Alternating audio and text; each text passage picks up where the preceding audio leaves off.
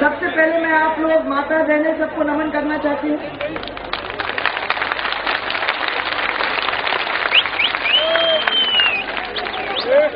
और मेरे सामने इतनी भारी संख्या में इतनी देर से रुके हुए इस क्षेत्र के मेरे सब बुजुर्गन भाइयों और माताएं बहन, जैसे मैं अभी आपको कह रही थी, राजस्थान में जब पहली दफा आना हुआ तो महिला मेरे को मिलती थी 4, 6, 10। अब 10-15 साल के अंदर बढ़ती बढ़ती बढ़ती एक तो पूरा एक हिस्सा पंडाल का और महिलाओं का हो जाता है। देख के मुझे बड़ी खुशी है। राजस्थान को कांग्रेस ने पूरी तरह से बांट रखा है कि किसी को किसी से लड़ा दिया, किसी को किसी से लड़ा दिया। जात और मजहब इन दोनों के बीच में दीवारें खड़ी कर दी और जा के यहां तक कि परिवारों के अंदर भी झगड़ा करवा दिया कि वोट एक का तो हमको मिलेगा।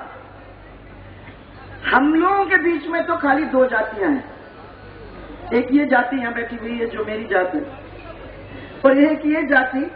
इन दोनों जाति के बिना दुनिया चलती नहीं है, हमारा प्रदेश नहीं चलेगा। और दोनों प्यार से एक दूसरे के साथ चलेंगे तो हमारा सब कुछ काम हो जाएगा।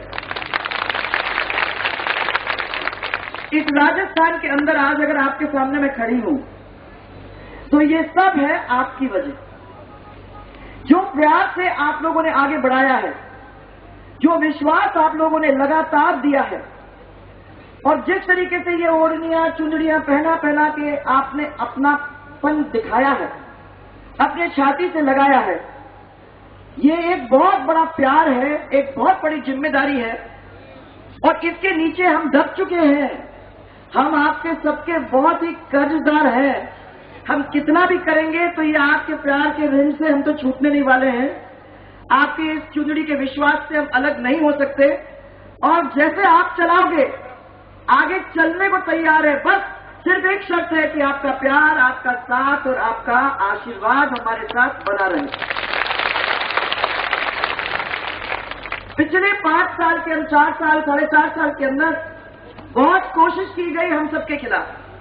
आजकल हमने देखा राजनीतिक जब एक दूसरे से मनमुटाव होता है तो एक दूसरे के साथ बैठ करके बहस कोई नहीं करता। आज कांग्रेस पार्टी ने एक नया काम चालू कर दिया है कि अगर आप लोग अलग चलने की मानसिकता बना रखते हो तो हम तुम्हारे यहां सीबीआई भेजेंगे। सुना है इसका हुआ, सीबीआई का हुआ। सीबीआई आ जाएगी और आपको दबाएगी। वहां करुणानिधि ने उनकी खिलाफत कर दी तो सुबह सीबीआई पहुंच गई। ये क्या चीज है ये सीबीआई? और जब हमारे सबके चिट्ठी बिल्कुल साफ है, सीबीआई भेजो, सीबीआई के बाप को भेजो, क्या करोगे? जेल ही तो भेजोगे। हमने तो सबको कह दिया कि इस जनता की लड़ाई में अगर हमको कुछ भी हो जाए, चाहे हमें एक बूंद खून देना पड़े या जेल भी जाना पड़े, तो जाने में क्या मुसीबत है? क्योंकि जो भी हम कर रहे हैं वो इस परिवार के लिए कर रहे हैं। मैं सबको ये कहना चाहती हूं कि इन्होंने कोशिश करने में कोई कोर कसर नहीं छोड़ी। पिछले 5 साल से कमीशन भी बिठा दिया, बड़ी फाइलें भी देख ली। उनकी कोशिश ये थी कि कुछ मिल जाए, कलंकित नहीं होना इस परिवार को। तो मैं ये कह सकती हूं कि हमारी तरफ से तो आपको कितने फाइल देख लें, ये कुछ भी कर लें, अभी तक कलंकित कभी भी करने का मौका नहीं दिया है और ना आगे आपको देंगे।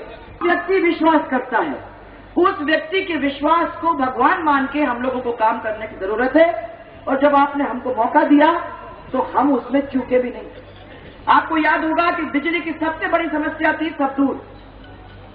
पूरे राजस्थान के अंदर हम लोगों ने मशक्कत की, मेहनत की और ये कोशिश किया कि राजस्थान के अंदर किसानों की बिजली अलग, घरेलू बिजली अलग, ताकि माताओं बहनों को घर के अंदर वो बिजली मिले।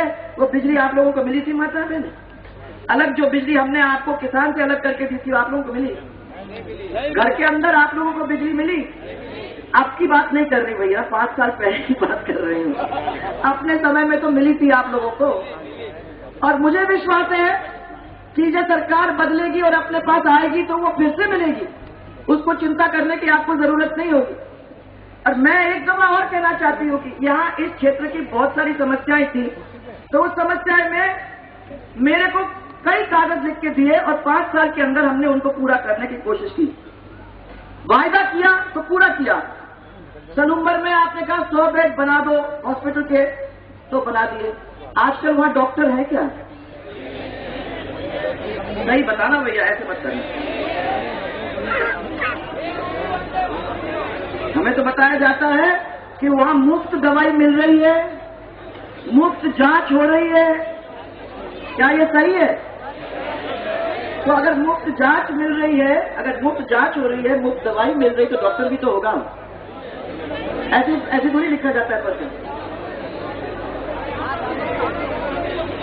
फिर नौकरियां, 5 साल के अंदर हम लोगों ने 10 लाख नौकरियों का इंतजाम किया पूरे राजस्थान के अंदर। टीचर बने, डॉक्टर बने, और क्षेत्र के अंदर मैं समझती हूं कि बहुत सारी नौकरियां मिली। मैं जानती हूं कि मिली इस क्षेत्र के अंदर। मैंने एक बटालियन बनाई, हाड़ी रानी का नाम था, हाड़ी रानी बटालियन। आपके इसमें से मैंने प्रेरणा लेके हाड़ी रानी का बटालियन बनाया, जिसमें बहुत सारी बच्चियां अपनी नौकरी उनको मिली। उसमें सलूम्बर के एक ऐतिहासिक स्थल हाड़ी रानी का जो स्मारक था, उसपे 70 लाख रुपए लगा के उसको ठीक करने का काम किया। ये अपने आप में बहुत बड़ा काम था, क्योंकि इतने सालों में किसी ने उसको हाथ नहीं लगाया। मेरे पास आदिवासी भाई आए और उन्होंने मेरे को ये कहा कि विजवा माता से बरबराना मार्ग पर अगर आप वो 2 पुलियां हमारी बना देते हो तो हमारा बहुत सारा फायदा हो जाएगा। आए, मेरे पास बैठे, मेरे से बात की, आखिर में हम लोगों ने पैसे दिए और उस रोड का काम भी करवाया।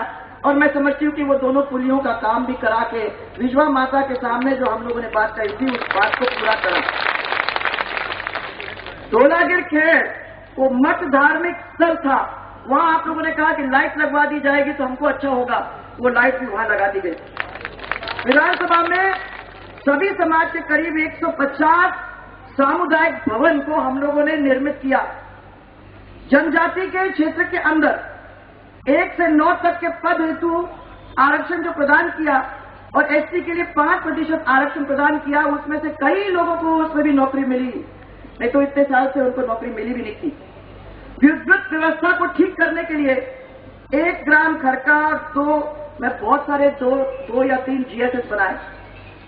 विधानसभा जहां 2-250 वाले गांव थे, आबादी के गांव थे, वहां मुख्यालय पक्की डामरीकरण की सड़क बनाई। और आपके द्वारा आरक्षण प्रदान करने पे 26 नए आदिवासी डॉक्टर तैयार हो रहे हैं पर हर साल अपने क्षेत्र के ही डॉक्टर तैयार हो रहे हैं। मैं समझती पहले कभी इनको मौका नहीं मिलता था, या अपने क्षेत्र के अंदर कुछ ही सालों के अंदर अपने खुद के डॉक्टर हो जाएंगे, अपने को बाहर देखने की कहीं जरूरत ही नहीं पड़ेगी। पूरे राजस्थान के अंदर 55 करोड़ के किसान भवन प्रत्येक जिले के अंदर हम लोगों ने खड़े किए, क्योंकि हम मानते हैं कि सबसे जरूरी, सबसे मजबूत करने की अगर किसी को जरूरत है तो वो किसानों, वो किसान को सही बिजली मिलनी चाहिए, उसको सही बीज, सही खाद और टाइम पे मिलना चाहिए, और जब वो बाजार जाता है तो उसको सही दाम मिलने चाहिए। क्या ये सब इस सरकार के अंदर आपको मिल रहा है? बिजली, खाद, बीज, सही दाम मिल रहा है क्या?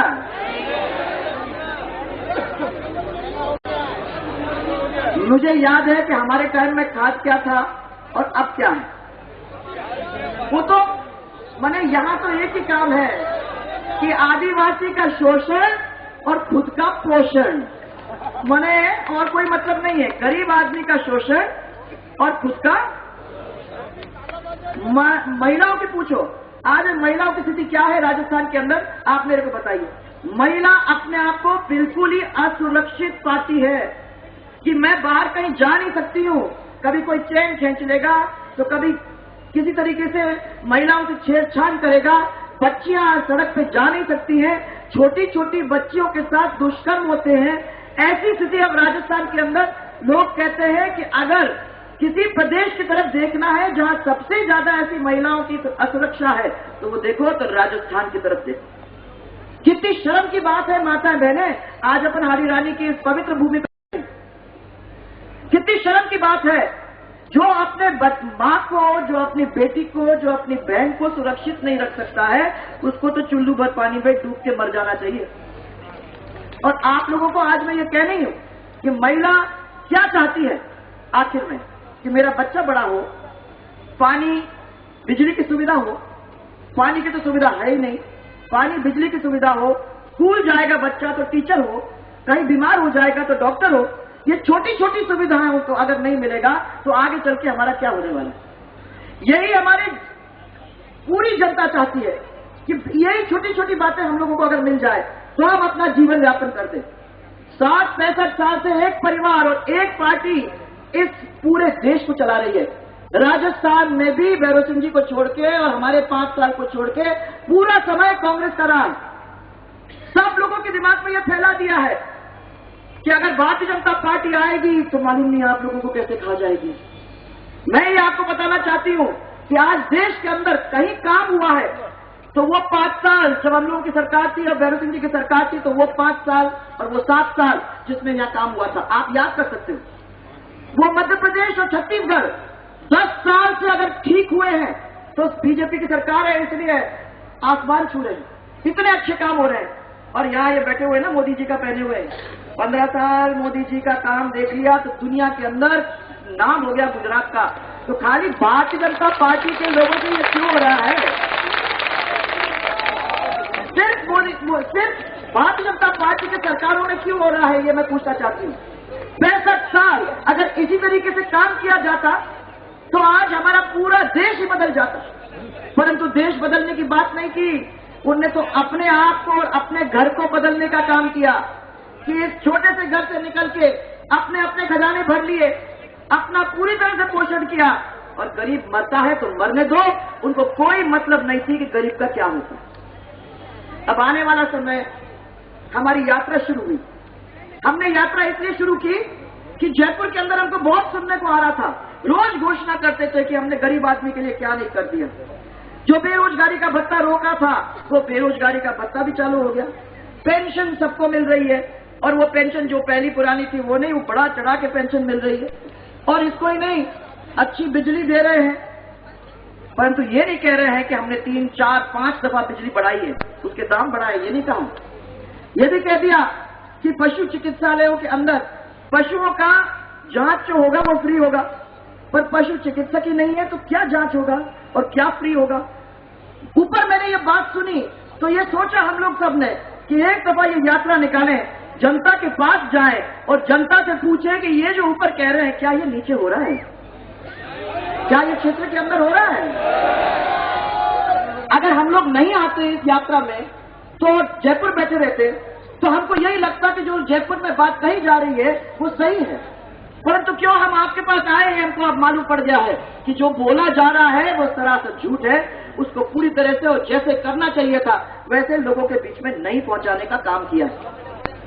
अब ये जरूरी था तो मैंने देखा कि कांग्रेस वालों ने भी एक यात्रा चालू कर दी, नाम बताया उसका संदेश यात्रा है और पूरे जगह में जा रहे हैं। वैसे आज शुरू हो जाना चाहिए था पर मुझे तो कोई खबर आ नहीं रही है, शायद आज या कल शुरू होगा। कोई आ ही नहीं रहा है, कोई गाड़ी में नहीं बैठ रहा है, कोई बस में नहीं बैठ रहा है, तो ये मालूम नहीं कौन सी संदेश है।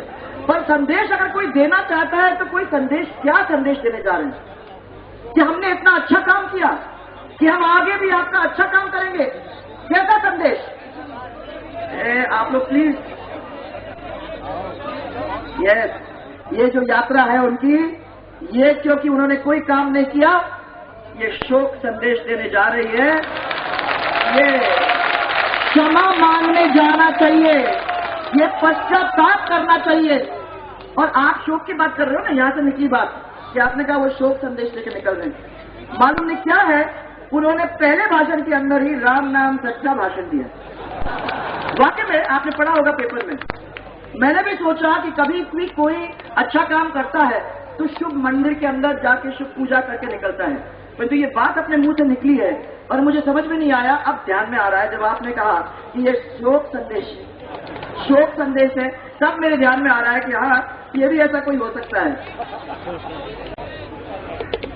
एक कागज की कटिंग लाइन है आप सबको दिखाने के लिए। मैंने सोचा कि जरूरी है कि मैं आप लोगों को बता दूं कि इनके अफसर लोग क्या करते हैं। ये जो व्यक्ति है उनका नाम है सुब्बा राव, और ये जो है वो रिजर्व बैंक ऑफ इंडिया के गवर्नर हैं, माने बहुत बड़े व्यक्ति हैं, पूरा देश का पैसा उनके हाथों से निकलता है। और वो क्या कहते हैं, रिजर्व बैंक के गवर्नर ने यह कहा कि गरीब दूध, अंडे और फल खाने लगे, इसलिए महंगाई बढ़ी है।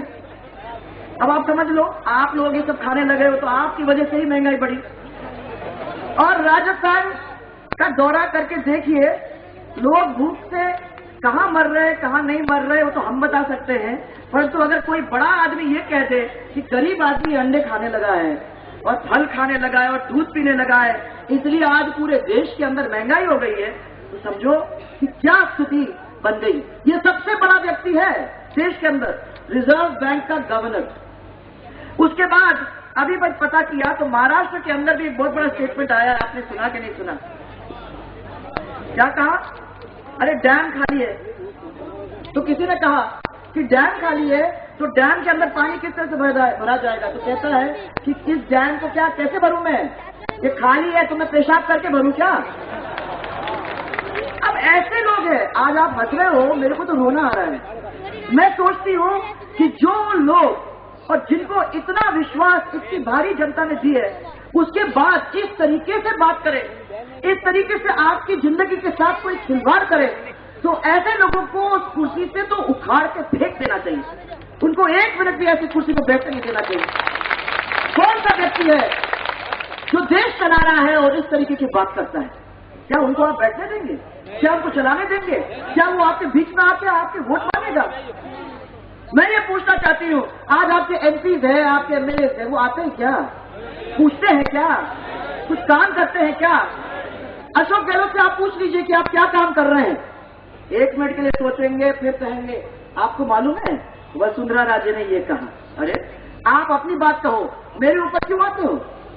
इन्होंने पिछले पूरे 4.5 साल ऐसे ही निकाल दिए। जब भी उनको लगा कि भाई हमारे ऊपर आ गई बात, तो हमारी तरफ मुंह मोड़ने की बात, अपना काम नहीं करेंगे और मेरी तरफ उंगली उठाएंगे। ये कहते थे कि मैं 4-4.5 साल के लिए गायब रही राजस्थान से। ये भी एक अपने आप में मजाक है। जब मेरे से पूछते हैं कि तुम कहां थी, तो मैंने उनको ये जवाब दिया कि मैं थी गोपालगढ़ के अंदर। जब आपकी बंदूकें चल रही थी तो उनके सबके लोग जो मरे हुए थे, उनके सबके परिजनों के आंसू पोंछ रही थी, मैं वहां गोपालगढ़ में थी। आप कहां थे?